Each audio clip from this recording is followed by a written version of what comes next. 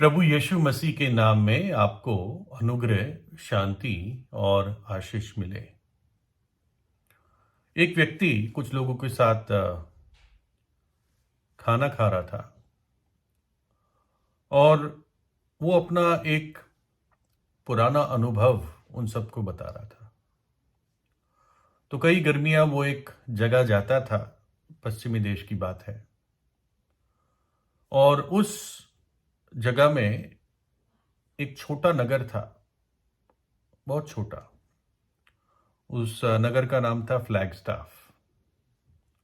और वो फ्लैगस्टाफ की कहानी बाकियों के साथ शेयर कर रहा था और वो बता रहा था कि कैसे जीवन में कुछ चीजें बड़ी प्रैक्टिकल होती हैं और कुछ चीजें बड़े नियम के साथ चलती है, चाहे वो सकारात्मक हो चाहे वो नकारात्मक हो। उदाहरण के लिए, एक व्यक्ति बहुत ही खाना खाता रहता है, उसको खाने पे अपना कंट्रोल नहीं है, तो एक नियम है कि उसकी सेहत खराब होगी। एक व्यक्ति बहुत ज्यादा एक्सरसाइज करता है, बहुत ज्यादा अपने आप को जरूरत से ज्यादा अनुशासित रखता है, उसमें भी नुकसान है। तो कुछ प्राकृतिक नियम होते हैं। तो इस नगर के बारे में ये सूचना मिली कि ये नगर एक बहुत बड़े झील का हिस्सा बन जाएगा, क्योंकि उस झील के एक तरफ अब बहुत बड़ा बांध, डैम बनने वाला है। यानी इस पूरे नगर को पानी से ये कवर हो जाएगा, क्योंकि यहां पर अब बहुत बड़ी झील बनानी है बाकी लोगों के लिए, बाकी और कई सारे शहरों और नगरों के लिए जहां से पानी जाया करेगा। तो ये तो ऑब्वियस है कि इस नगर के लोगों को उस सरकार ने और जगह और घर सबके लिए प्रोवाइड किए होंगे, लेकिन फिर भी अभी भी कई सारे महीने बाकी थे। लेकिन जैसे लोगों ने सुना और उनके मन में बात बैठ गई कि अब तो ये हमारा जो छोटा सा नगर फ्लैगस्टाफ है, ये तो अब अंडर वाटर चला जाएगा। जबकि अभी तक कुछ नहीं हुआ था, अभी काफी महीने बाकी थे। लेकिन क्या हुआ, अब इस नगर में कोई भी इसके विकास के लिए रुचि नहीं लेता था। जो भी मरम्मत के काम होते हैं, किसी भी म्यूनिसिपैलिटी जो कराती है, नगर पालिका, उन्होंने ही सारे काम अब निग्लेक्ट करने शुरू कर दिए, लापरवाह हो गए कि जब सारा कुछ बह जाना है तो क्या करना है ठीक करके। और हफ्ता भर हफ्ता, महीना भर महीना जाता रहा और ये नगर अब बड़ा जैसे दुखदाई चेहरा होता है, ये नगर वैसा दिखने लगा। पब्लिक प्लेसेस में साफ सफाई अब नहीं होती थी, और जो पहले फूल लगाते थे, सुंदर बनाते थे, वो सब चला गया। बस मानो कि बस लोग वो समय अब निकाल देना चाहते थे, जब फाइनल उनके लिए डंका बजता कि अब खाली कर दो। और फिर उस आदमी ने एक वाक्य कहा इस घटना को बता के, कि जब भविष्य में आशा नहीं है तो वर्तमान में कोई सामर्थ्य नहीं है। जब भविष्य में कोई आशा नहीं है तो वर्तमान में कोई सामर्थ्य नहीं है। वर्तमान भी खराब हो जाता है। कुछ लोग बड़े डिप्रेस हो जाते हैं क्योंकि उनके पास भविष्य के लिए कोई आशा नहीं है। विशेषकर जो बहुत बड़े एम्बिशन रखते हैं, कल्पनाएं करते हैं बड़ी बड़ी चीजों की, और उनके पास होती नहीं है, और साथ में कोई भविष्य के लिए आशा नहीं है, वो जल्दी डिप्रेस हो जाते हैं। खुदकुशी के विचार उनको सताते हैं। कुछ होते हैं जो कहते हैं खाओ पियो और मौज करो, क्योंकि कल मर जाना है, और इसलिए वो जीवन को पूरा एंजॉय करना चाहते हैं जितना हो सके। और जितने मजा चाहे वो कितनी भी घिनौनी चीज क्यों ना हो, कितने भी भयंकर पाप ना हो, उसमें अपने आप को लौलीन कर देते हैं। जोब की पुस्तक में लिखा है बाइबल में कि मनुष्य तो पानी की तरह अधर्म को या पाप को पीता है। उनके मनों में, आंखों में परमेश्वर का भय नहीं है। भजन 94 में लिखा है, वे विधवा और परदेसी का घात करते और अनाथों को मार डालते हैं और कहते हैं कि परमेश्वर ना देखेगा, याकूब का परमेश्वर विचार ना करेगा। जो परमेश्वर पे विश्वास नहीं करते, उनके पास कोई आशा भी नहीं है, ना वो परमेश्वर के न्याय का उनको डर रहता है कि एक दिन हमारा न्याय होगा। क्योंकि जब वो परमेश्वर को मानते ही नहीं है तो न्याय कौन करेगा। लेकिन ऐसे व्यक्ति के मन में भी कहीं पीछे ना पीछे एक छिपा हुआ डर रहता है कि मुझ पर सजा आएगी। इब्रानी 9:27 में लिखा, और जैसे मनुष्य के लिए एक बार मरना और उसके बाद न्याय का होना नियुक्त है।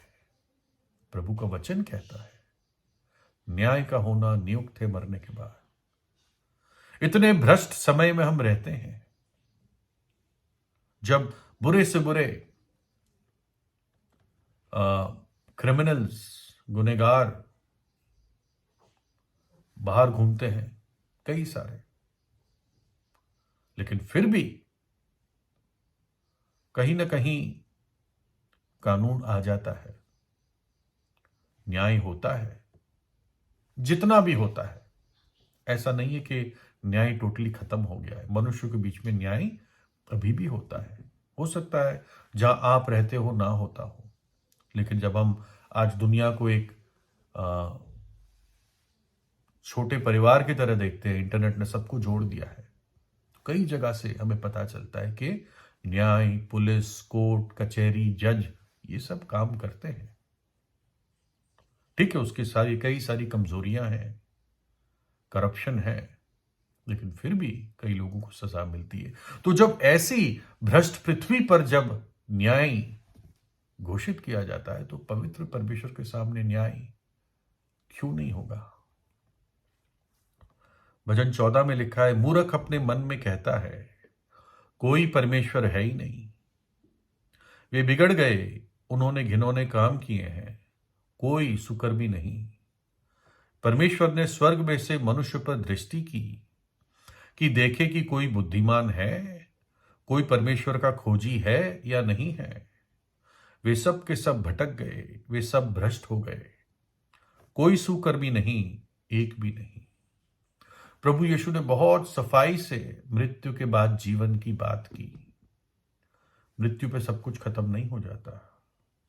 मत्ती 7 में प्रभु ने कहा, सकेत फाटक से प्रवेश करो, क्योंकि चौड़ा है वो फाटक और चाकल है वो मार्ग जो विनाश को पहुंचाता है, और बहुतेरे हैं जो उससे प्रवेश करते हैं। ज्यादातर दुनिया इसी चौड़े मार्ग पर है जो विनाश को जाता है।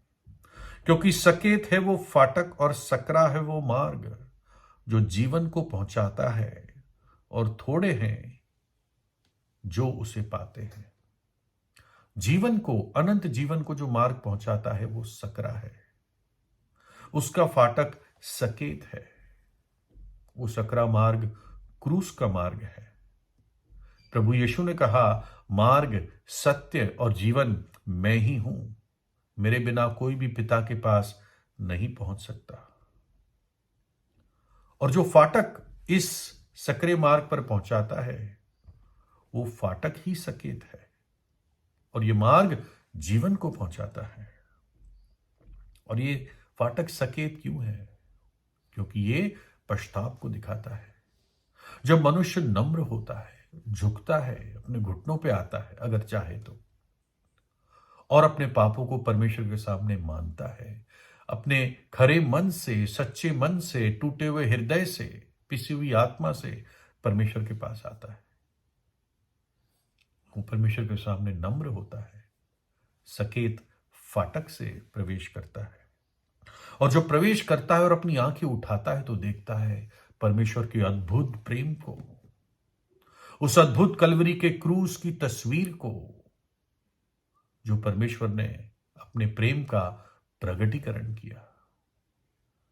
प्रभु यीशु मसीह जो हमारे लिए वहां पर दुख उठाया, अपना पवित्र लहू बहाया, अपना प्राण दे दिया, हमारे पापों को उठाया, हमारी सजा को उठाया, हमारे दंड को उठाया, हमारे श्राप को अपने सिर पर उठा लिया, ताकि जब एक पापी पश्चाताप करके यीशु पे विश्वास करे तो वो दंड से बच जाए, उस पर से दंड की आज्ञा हट जाती है। प्रभु यीशु तीसरे दिन जी उठा, युगान युग जीवित है। और जब प्रभु यीशु को अपने हृदय में बुलाते हो तो फिर आपको आशा रहित जीवन बिताने की आवश्यकता नहीं है, क्योंकि प्रभु यीशु आशा देता है। जीवन की आशा यीशु ही है। कुछ शब्द मैं पढ़ता हूं वचन से। प्रभु ने अपने चेलों से हमसे कहा, तुम्हारा मन व्याकुल ना हो, तुम परमेश्वर पर विश्वास रखते हो, मुझ पर भी रखो। मेरे पिता के घर में बहुत से रहने के स्थान हैं। यदि ना होते तो मैं तुमसे कह देता, क्योंकि मैं तुम्हारे लिए जगह तैयार करने जाता हूं। और यदि मैं जाकर तुम्हारे लिए जगह तैयार करूं तो फिर आकर तुम्हें अपने यहां ले जाऊंगा, कि जहां मैं रहूं वहां तुम भी रहो। अगला, और थोड़ी देर रह गई है कि फिर संसार मुझे ना देखेगा, प्रभु यीशु ने कहा, परंतु तुम मुझको देखोगे, इसलिए मैं जीवित हूं, इसलिए कि मैं जीवित हूं, तुम भी जीवित रहोगे। क्योंकि प्रभु यीशु जीवित है, तुम भी जीवित रहोगे अगर विश्वास करोगे।